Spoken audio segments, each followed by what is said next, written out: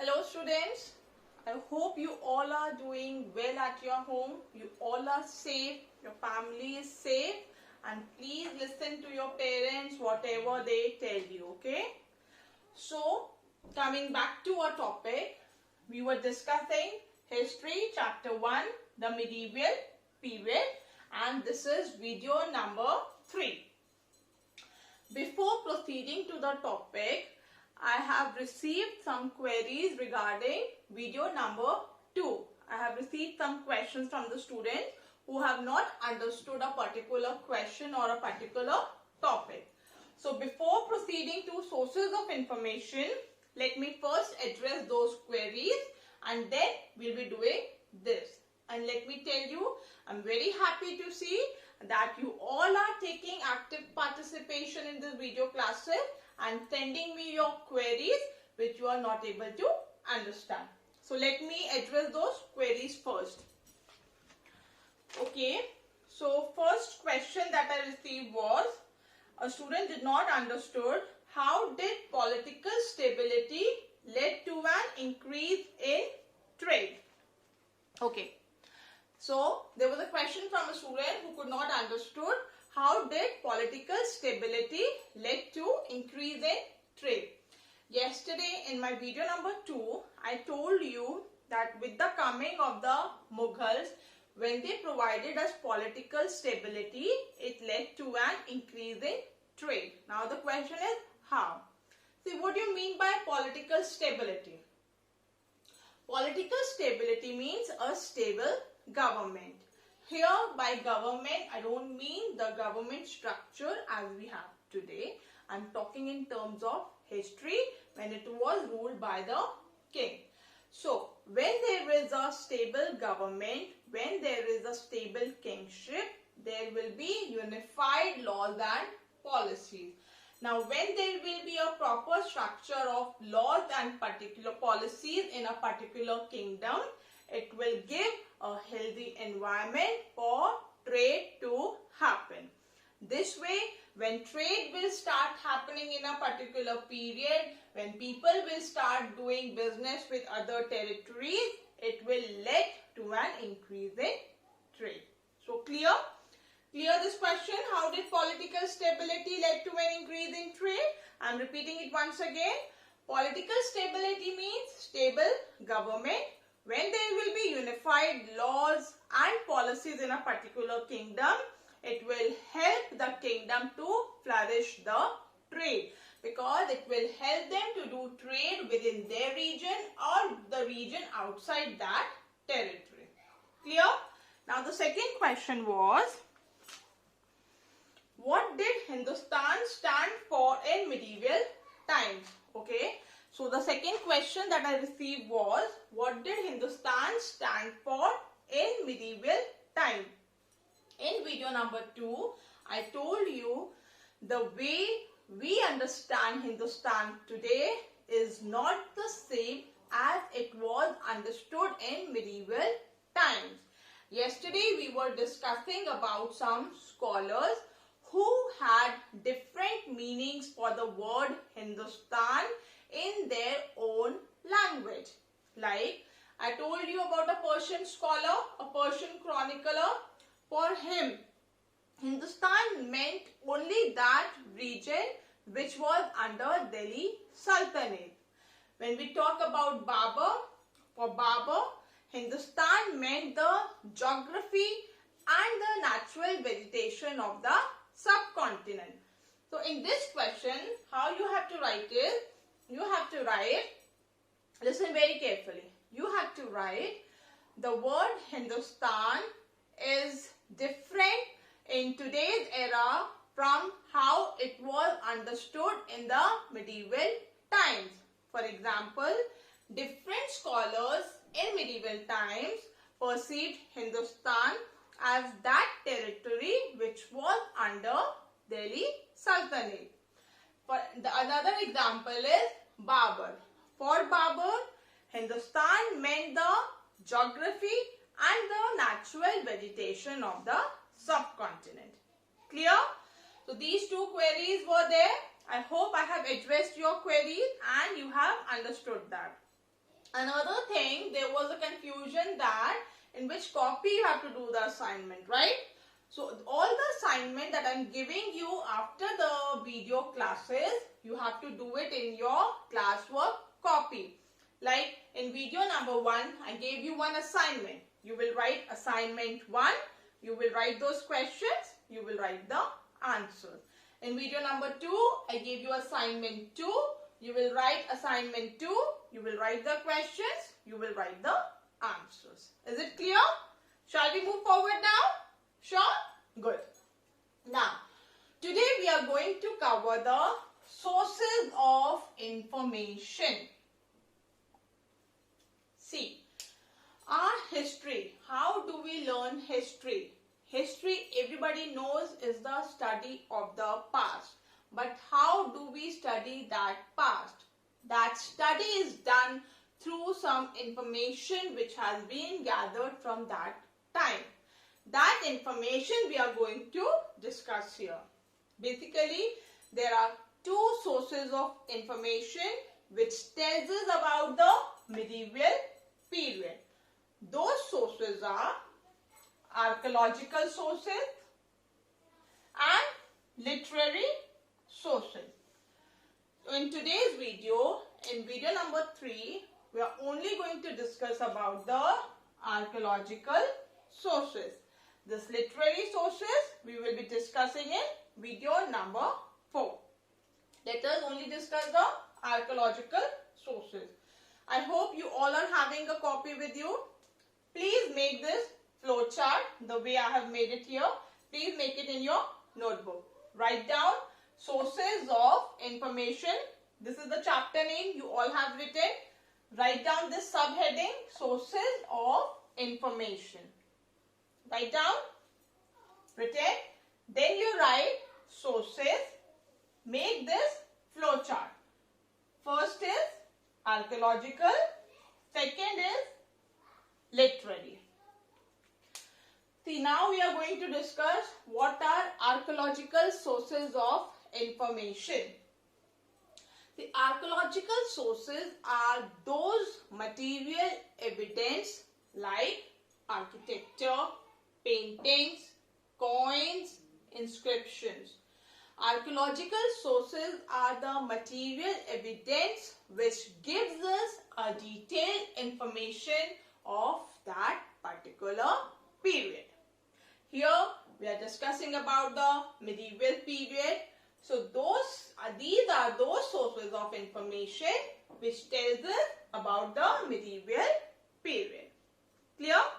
I am repeating it once again.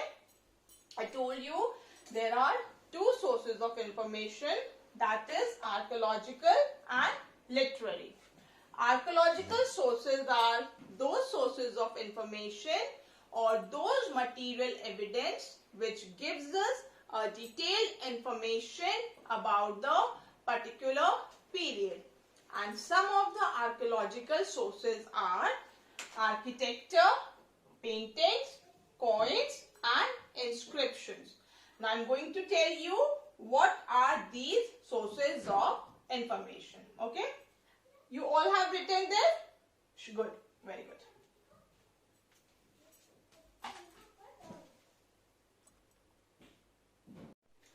Now, so I was telling you that today, first of all, we will be discussing the archaeological sources. Under archaeological sources, firstly, we are going to discuss about the buildings, temples and monuments. You know, during that time, many kings, they encouraged building temples, especially the kings of the south. They encouraged building of the temples. Why? Because they are a rich source of religious and cultural history. Temples give us a lot of information about that particular period. They are a rich source of religious and cultural history. Another thing comes paintings. Paintings are another valuable source of information. How do you think paintings act as a valuable source of information? See, paintings, they tell us, they describe us about the custom, food habits, dress and jewelry of that period. By going through those paintings, by seeing those paintings, we come to know about the customs and the food habits of that period. Okay. Next we'll discuss about coins and inscriptions.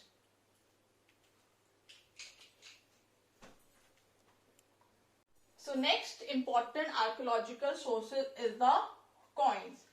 Coins act as one of the most important and valuable source of information of the medieval period. Why?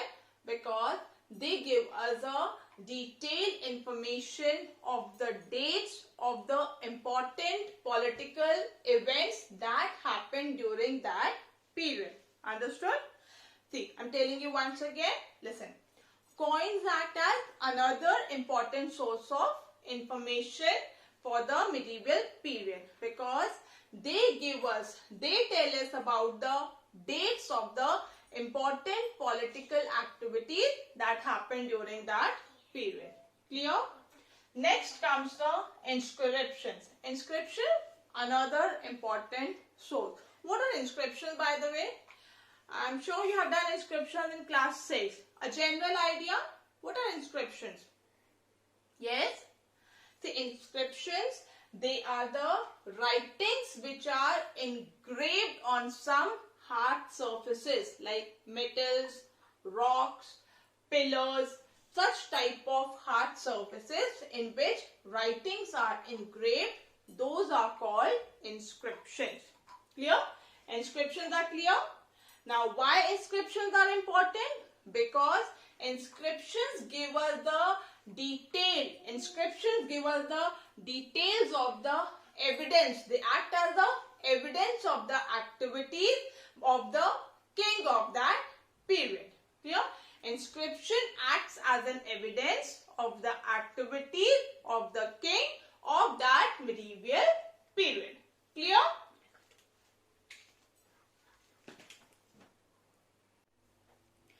So I've already told you about what are the different types of archaeological sources which tells us about the medieval period. Here I am going to show you some images of different types of archaeological sources so that it gives you a clear idea about whatever I have explained you today. So let's move forward to that. See, these are the sources of medieval period. Now, for the study of medieval period, historians use a variety of sources. I already explained you that to study the medieval period, variety of sources are used by the historians which gives us information about the medieval period. Those sources are archaeological and literary sources. So here they have given some examples with images so that it gives you a clear idea. What do I mean when I say inscriptions, coins, historical buildings and the paintings, okay, or the religious literature. So these are the images which gives you a clear idea of different types of archaeological sources. These are some images of the coins. Can you see that? You can see some pictures of coins that were used in the medieval period. And why are coins important? What did I tell you? Why are coins important? Because it gives us dates of the important political events that happened. Clear? Next is inscriptions. I already told you inscriptions are the writings which are engraved on some hard surfaces, be it a rock, be it a metal or a pillar. So this is one of the example of the inscriptions. Next come the paintings. Why are paintings important? What role do paintings play to give us a detailed information about the medieval period? See, I told you paintings tell us about the custom, food habits, dress or the jewelry of the medieval period. This is another example of painting. Is it visible to all of you? Good. So, These are some of the examples. These were some of the images that we have seen that are the archaeological sources.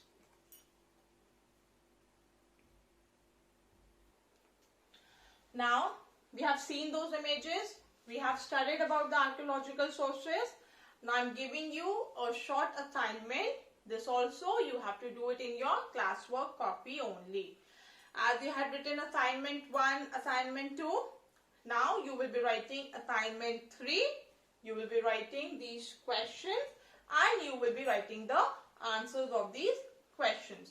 Again, I am telling you, if you have any doubt on whatever I have taught you today, please write it in the comment section so that I can go through that and I can clear your doubts. Clear? Now please write down the question. Question number 1. What are the sources of information on the medieval period?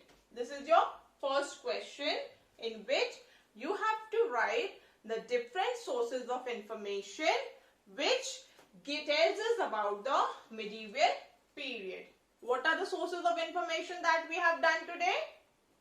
What are those sources of information? First one is archaeological, correct. Second one is literary. So here you will be writing those two sources of information and then you will be giving examples of those sources. Clear? Now in question number 2 is, write down the question, importance of coins and inscriptions to study medieval period. Write down importance of coins and inscriptions to study medieval period. In this you will write, why are coins and inscriptions important? What role do they play to tell us or to help us to study the medieval period?